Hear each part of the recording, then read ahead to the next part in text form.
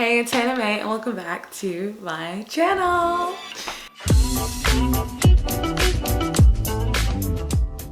So today, I have brought you a what I eat in a day. I actually filmed this about a week or so ago, maybe a little more at this point, but I didn't have time.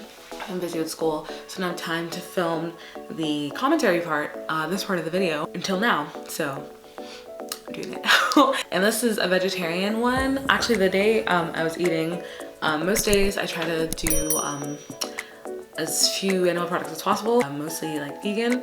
So the day that I filmed, I actually didn't eat any animal products. So this is a vegan what I eat in a day, plant-based, whole food. I had a lot of fun filming it actually.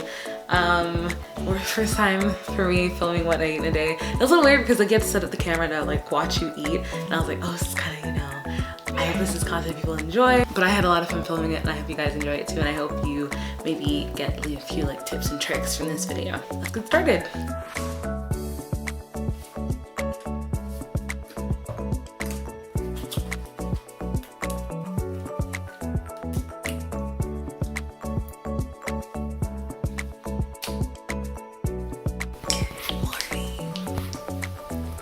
So the first thing I had in the morning, I actually started off my day, unsurprisingly, with some oatmeal.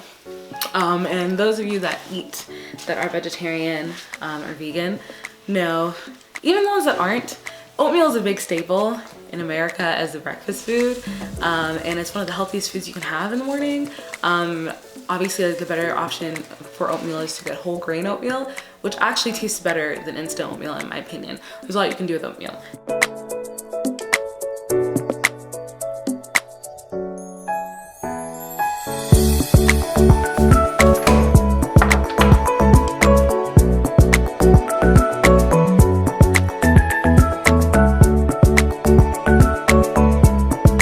So I had my oatmeal with the bananas, blueberries, and cinnamon and sugar. And I believe I used agave also. So one thing I've been doing recently is tracking calories.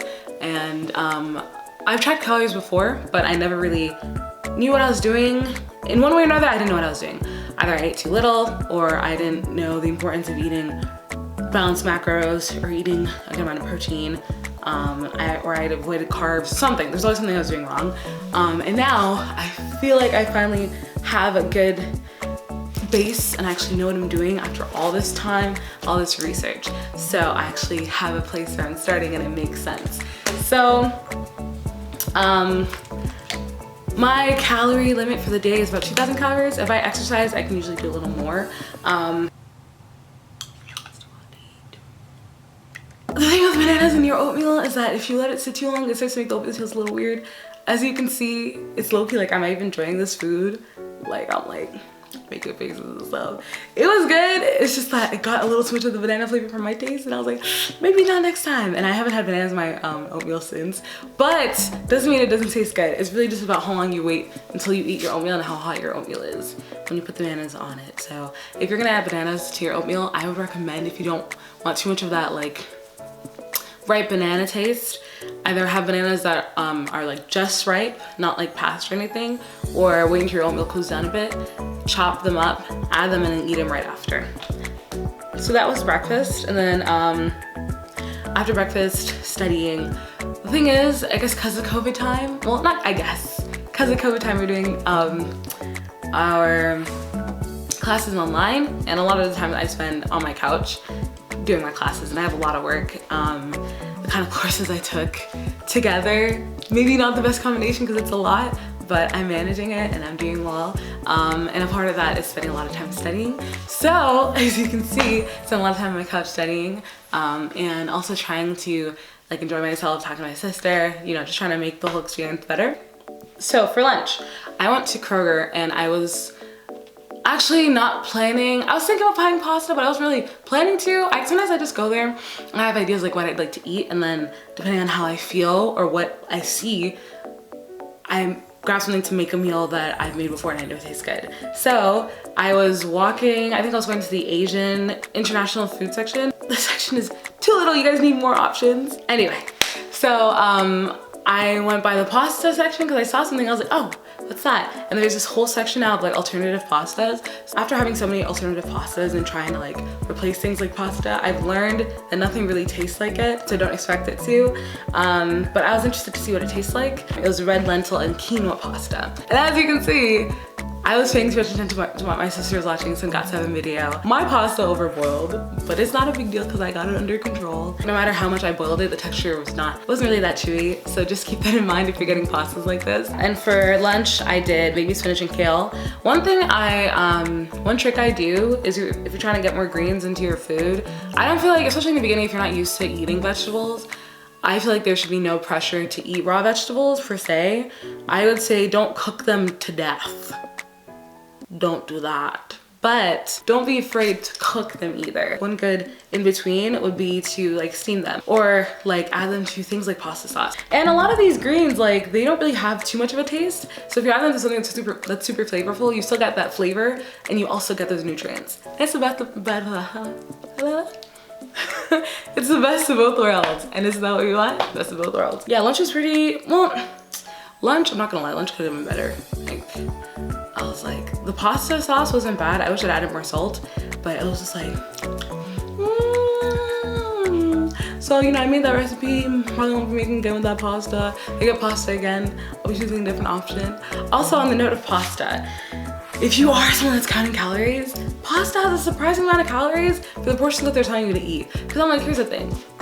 I'm not gonna pretend like I don't have an appetite, and I like to feel like I have some food in my stomach. I'm not trying to eat like half a bowl and say, oh yeah, I'm okay, because then that's what makes you overeat later, and I'm not for that life.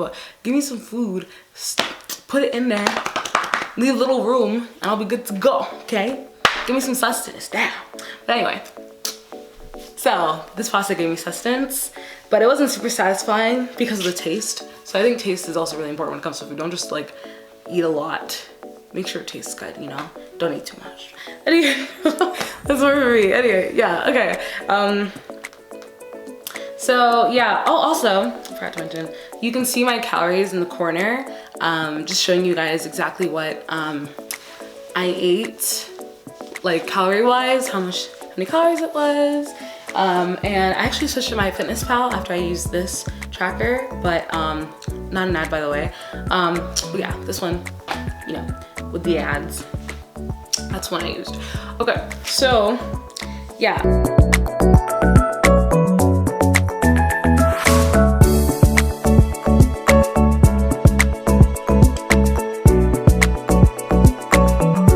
And then for dinner. So for dinner, I was planning to have tostadas because I don't know what I did the other day before that, but I had something else for dinner. I forgot exactly what I totally forgot what I ate. But my family's having tostadas, and I was like, bruh, I already planned on my dinner, so I can't. Don't have space for that. But I was like, you know, I'm pretty sure tostadas are pretty healthy. We're not exactly sure how healthy they are, but I'm planning to have some today. So I made my beans.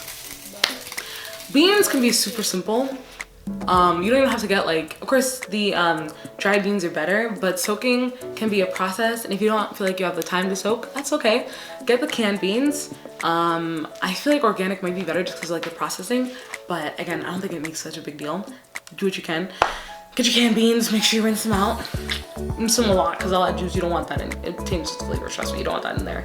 Rinse your beans, put them in a pot, add a little water, garlic powder, onion powder, salt. Simple as that. I recommend doing 1 tablespoon of garlic powder, 1 tablespoon of onion powder, and then whatever amount of salt you want. And you can add, like if you want like to add taco seasoning or something to it, sure, go ahead and do that.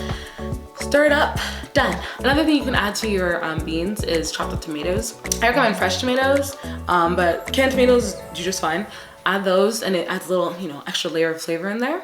The reason why I didn't add tomatoes to mine is because I was adding tomatoes to the tostadas, so I didn't need like the double tomato.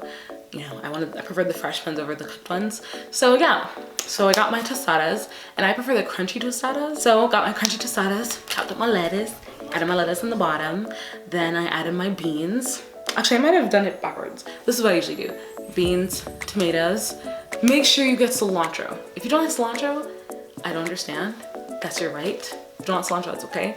But if you want to add a little extra flavor and you don't mind adding something new, you like cilantro, please get your cilantro. Be generous with that ish. Be generous. Be generous. Put your cilantro on there. Then, actually cilantro goes on the top. Okay, your salsa. And salsa is also like pretty macro friendly, calorie friendly, and delicious. Get your salsa on there.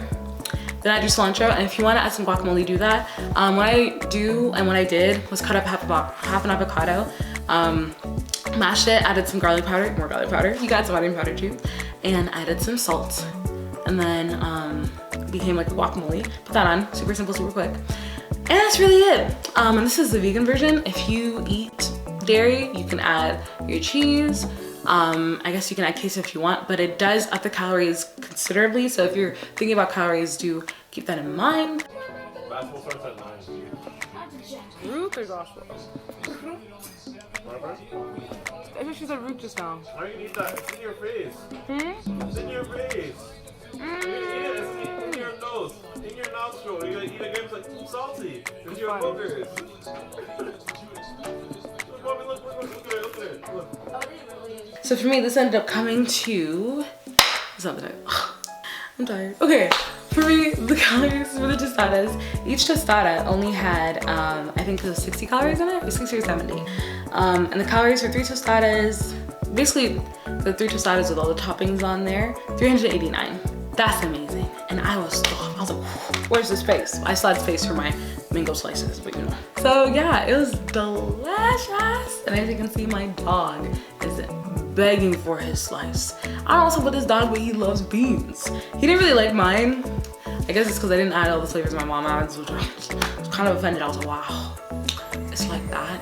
But, I mean, you know, they're my beans, so who cares? It was delicious, highly satisfied, highly satisfying. So we wrapped up the day of calories with, I actually ended up wrapping up the day with only 1,878, which was surprising because I didn't have space in me for anything else. And that's another thing about like calorie density.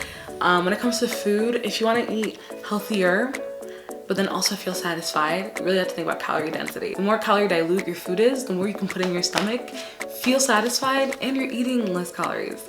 So it's a win-win. And again, another thing I talked about, and I'm doing this actually more now, I eat 80% healthy, whole food, and then 20% was whatever I want to eat or drink, whether it's like I don't eat sweet drinks. I actually prefer the healthier drinks, but like coconut water. I got this like healthy soda energy thing, like natural caffeine, I think.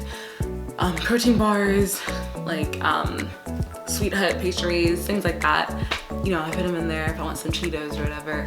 Just factors those in. So when I'm thinking about my calories for the day or what I'm eating, I'm also thinking about what I'm in, like my indulgences and my treats are, which is so liberating. Like before I'd be like, oh, okay, so for 30 days, no junk food, no sugar, no gluten, no dairy, whatever. But now it's like, what am I gonna have today? What whole foods am I gonna have today? What treats am I gonna have today? And I get to pack that in every day and I'm seeing results. I tell you, it's the best thing ever. One thing I have to work on, you see this girl here? You see this baby? My friend? She does not get enough love. I need to be drinking more water. I have not reached my water goal in a long time. I usually drink like 1 liter a day. I'm supposed to be having 3, so. Where is she? Where is she with the water? I feel like the healthier I'm eating, the thirstier I feel. And I'm like, whoa, what is that? So anyway, it's like my body's telling me, oh, we see you're doing the proper thing now. We see you're giving us what we need and what you want. So where's the water at? You know what I mean? What's happening with me? What's going on? But yeah, thanks for watching this video. If you enjoyed this video, be sure to like, give it a thumbs up, subscribe, click that bell so you don't miss any of my future videos and you are notified every time I post. And comment down below what kind of sweet treats you enjoy. I'm so excited to what this the future of this channel holds, what I'm gonna bring to you guys, how I'm excited about doing in the future, and I'm really looking forward to making this a loving community. Thanks so much for watching, and I'll catch you next time. Much love. HanaMay.